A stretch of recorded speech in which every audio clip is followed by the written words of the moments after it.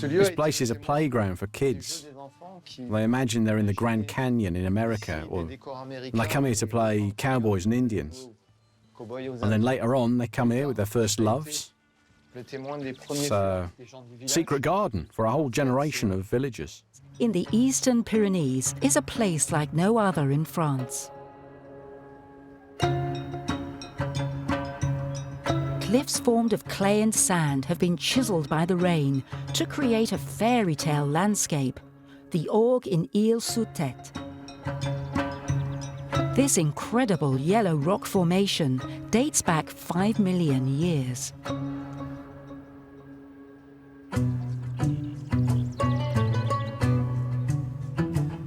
Kevin is a storyteller. He works on this site, which he has known since he was a child.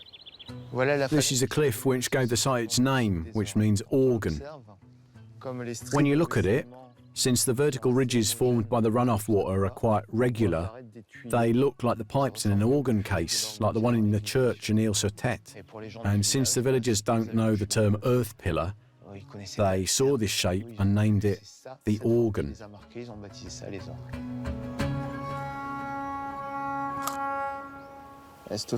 This rock is called the snail. Goodness knows why.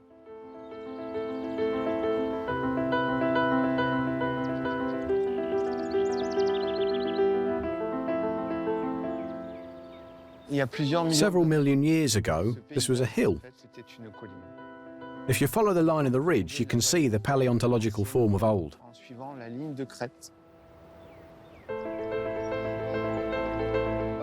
It obviously rained a lot on this hillside. The vegetation disappeared in places, and the runoff water started to hollow out ravines and canyons, gradually opening up the hillside to reveal the scars of erosion. The columns appeared because the top of the rock's more resistant, so the rainwater skirted around these harder sections before pouring down the slopes beneath them, forming stacks. On the sheer rock faces, erosion took over. No plants could grow here anymore. The gentler slopes, on the other hand, are still covered with plant species that are typical of the Mediterranean. When you look at the cliffs, three colours stand out: white, beige and ochre. But from a distance, it looks more yellow. The colour contrast is particularly striking in the evening and morning light, when the low-angled sun shines directly onto the cliffs. And in this season, in May, it's even more striking, because the Spanish broom is in full bloom, with these beautiful bright yellow flowers, which have such a heady scent. Unfortunately, you can't smell it through the camera. That's reserved for people who visit the site. The Orgues at Île-sur-Tête tell the story of our planet. Sediments, fossils, pollen, and traces of plant life are caught up in this matter. What I'm looking at are alternating layers. Every time you notice layers of a different colour or with a different granulometry, it's because in the past there were rainier phases or much drier phases. This matter was brought here by rivers, streams and torrents. And when you find even layers composed of fine elements, that means it was a dry, arid period with little rain, so the rivers weren't powerful enough to transport much matter. When you find layers with shingle, gravel and bigger stones in it, that's from much wetter periods, when much bigger pieces of rock got swept along by the rivers.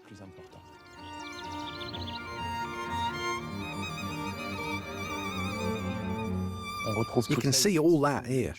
It gives you a reading of past climates, and that's what makes the site so magical. It's like the Earth's archives, its memory. You can find fossils here and reconstruct landscapes which have disappeared.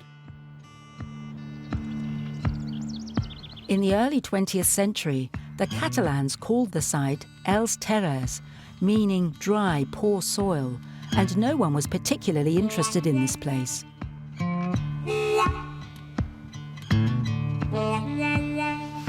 Here we're entering a ravine. We're literally going into an inner sanctum. This place is secret, hidden from the surrounding landscape. Suddenly the rock faces rise up like barriers. And we're going to continue along this winding path through these cliffs with these rocky strata above us. It's a very strange feeling.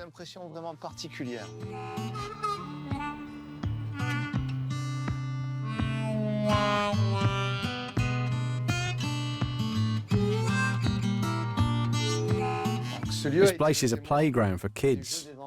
They imagine they're in the Grand Canyon in America, or they come here to play cowboys and Indians. And then later on, they come here with their first loves. It's a secret garden for a whole generation of villagers.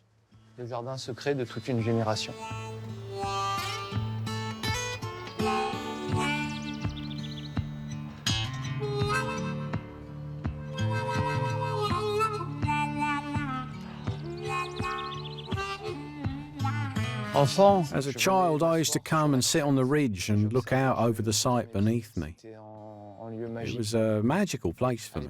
It wasn't open to tourists back then, it was still an agricultural site. I thought it was beautiful. It's a nice, calm place. I didn't realise it had an important geological history and was such a rarity in this part of the world. And that landscapes like this only really existed in the USA, and there were only a handful of these places, and how lucky we were to have this in Île-sur-Tête.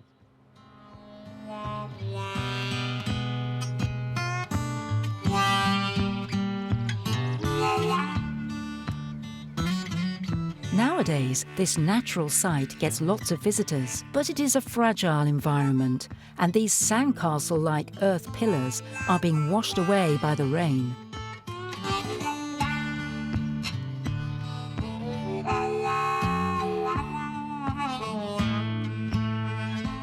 What makes this place so beautiful is the erosion, and the fact that it's ephemeral, as we are, and will all disappear one day.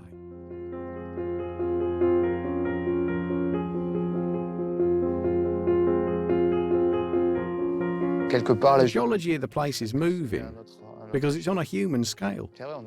We have a tendency to think that mountains are immutable, but this site tells us, no, I'm going to live a relatively short life like yours, but I'll try and make sure it's a beautiful life, which it is. I mean, look at this amazing landscape. The unpredictability of our climate means that certain outstandingly beautiful sites are destined to disappear.